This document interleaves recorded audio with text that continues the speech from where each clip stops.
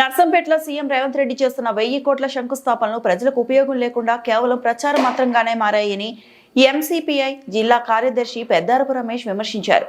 నర్సంపేట ఓంకార్ భవన్లో జరిగిన సమావేశంలో ఆయన మాట్లాడుతూ అకాల వర్షాలు, తుఫాను, ఎరువుల కొరతతో తీవ్ర నష్టాలు ఎదుర్కొన్న రైతులకు ఇంకా ప్రభుత్వం ఎకరాకు 10,000 రూపాయల పరిహారం, గత యాసంగి బోనస్ ఇవ్వలేదని ప్రశ్నించారు.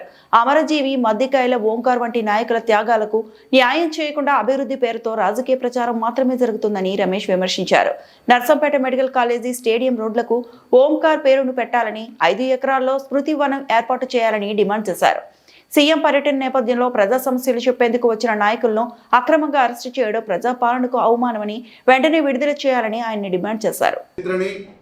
అదేవిధంగా ప్రజల యొక్క అభివృద్ధిని దృష్టిలో పెట్టుకొని వారు మాట్లాడాల్సిన అవసరం ఉండే, కానీ వారు అవన్నీ విస్మరించి కేవలం రాజకీయ ప్రయోజనాల కోసం, కాంట్రాక్ట్ పనుల కోసమే ఇక్కడికి వచ్చినట్టుగా స్పష్టంగా కనబడతా ఉంది. ఈరోజు నర్సంపేట నియోజకవర్గం అంటేనే ఉమ్మడి రాష్ట్రంలోనే ఒక ప్రసిద్ధిగాంచినటువంటి నియోజకవర్గంగా ఉంది.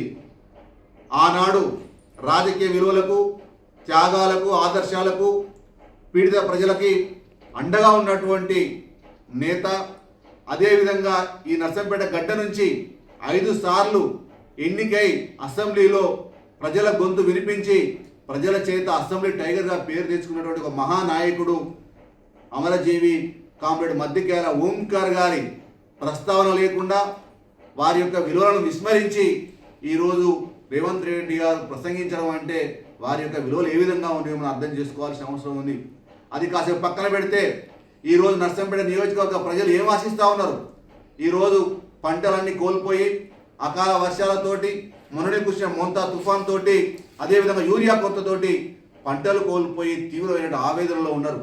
రాష్ట్ర ముఖ్యమంత్రి మొన్ననే మన వరంగల్ పర్యటించి మోంతా తుఫాన్తో నష్టపోయినటువంటి రైతులకి ఎకరాకు 10,000 ఇస్తా అన్నాడు. ఇంతవరకు రూపాయి కూడా ఈ నియోజకవర్గ ప్రజలకు వచ్చిన పరిస్థితి లేదు. అట్లాగే గత యాసంగిలో సన్నధాన్యం పండించిన రైతులకి కింటాకి 500 రూపాయల బోనస్ ఇస్తా అన్నాడు. ఇంతవరకు రూపాయి కూడా చెల్లించినటువంటి పరిస్థితి లేదు. అట్లాగే ఈరోజు నర్సంపేట నియోజకవర్గం అంటే ఈరోజు గిరిజనులు, అదేవిధంగా పేదలు ఉన్నటువంటి ప్రాంతం, వ్యవసాయ కూలీలు ఉన్నటువంటి ప్రాంతం. ఈ ప్రాంతంలో పొడు రైతులకి హక్కుపత్రాలు ఇవ్వాల్సిన అవసరం ఉంది. కానీ ఈరోజు రేవంత్ రెడ్డి ప్రభుత్వం వచ్చిన తర్వాత ఒక్క హక్కుపత్రం కూడా ఈ నర్సంపేట నియోజకవర్గంలో ఇచ్చిన పరిస్థితి లేదు. అట్లాగే పేదలు నిలువ నీడ కోసం గుడిసెలేసుకుని ఉంటే ఏ ఒక్కరికి కూడా పట్టాల్సినటువంటి దాఖలాలు లేవు. ఇలాంటి పరిస్థితులలో మరి రేవంత్ రెడ్డి గారు నర్సంపేట నియోజకవర్గానికి వచ్చి కేవలం 4 లైన్లకు రోడ్లు వేస్తాం, ఇంటిగ్రేటెడ్ ఇతర శంకుస్థాపనలు చేస్తాం, లేకపోతే కొన్ని హాస్పిటల్కు సంబంధించిన నిధులు కేటాయించడం, ఇట్లాంటి వాటికి మాత్రమే ఈరోజు శంకుస్థాపనలు చేసిపోవడం అంటే ప్రజల యొక్క సమస్యలు విస్మరించడంగానే ఈరోజు భావించాల్సిన అవసరం ఏర్పడతా ఉంది. ఒకవైపు సీఎం రేవంత్ రెడ్డి గారు వస్తానంటే విన్నపాలు ఇద్దామని చెప్పేసి కూడా అవకాశాలు లేని పరిస్థితి ఉంది. మరోవైపు ప్రజాపాలన, ప్రజాప్రభుత్వం అని చెప్పేసి అంటూ అక్రమ అరెస్టులకు ఈరోజు పాల్పడుతున్న పరిస్థితి ఉంది.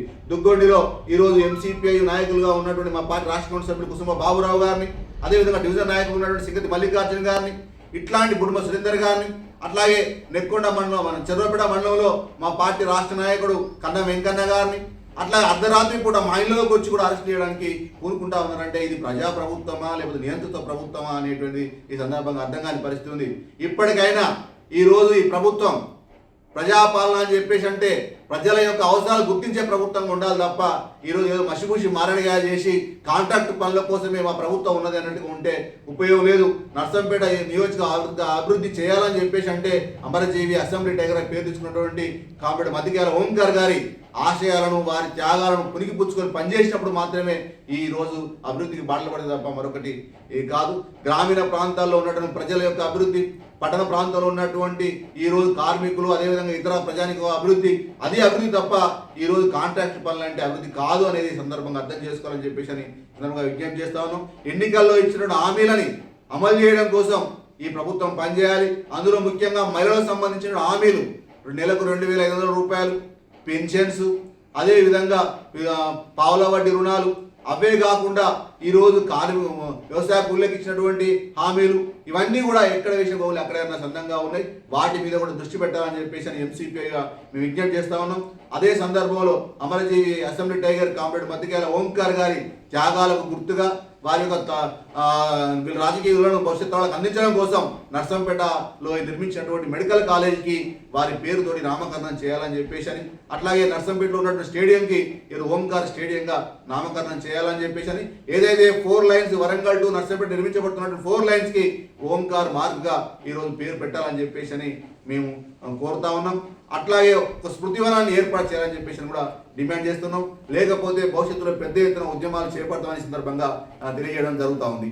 పెద్దార ప్రవేశ్ ఎంసీపీయు వరంగల్ జిల్లా కార్యదర్శి. మరిన్ని అప్డేట్స్ కోసం మా ఛానల్ ని సబ్స్క్రైబ్ చేయండి.